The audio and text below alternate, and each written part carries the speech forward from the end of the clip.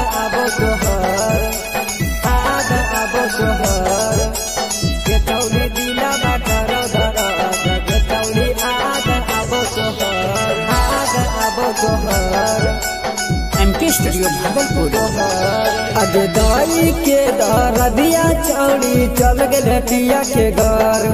आगे दाई के दरदिया चौड़ी चल गए पिया के घर के चौड़ी दिला बाकर दरद के चौड़ी आद आबो तोहर के चौड़ी दिला बाकर दरद के चौड़ी आद आबो तोहर आगे मोनिया में सिंदूर पड़ते ज्ञानी हमारा भूल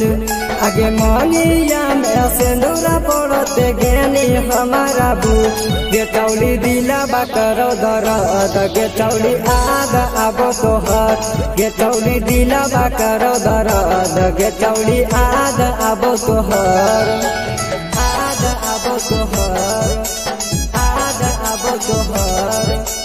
के चौड़ी दिला बाकर दरद के चौड़ी आद आबो तोहर आद आबो तोहर आद आबो तोहर आगे जाके तो गेले आदो न कइले हमरा के छौड़ी तो भूल गेले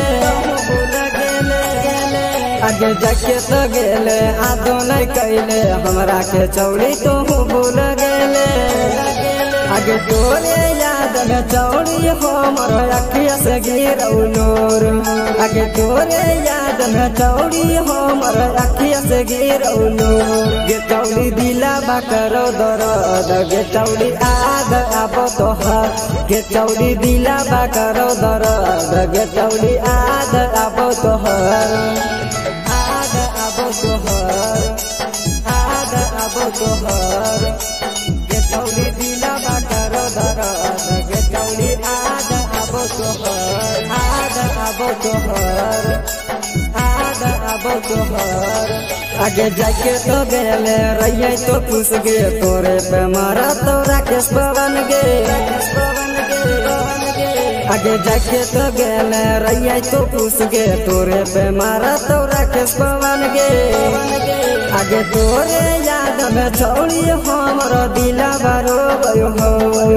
आगे तोरे याद में छौड़ी हमर दिला बारो भयो हो गे चौड़ी दिला बाकर दरद गे चौड़ी आद आबो तोहर गे चौड़ी दिला बाकर दरद गे चौड़ी आद आबो तोहर।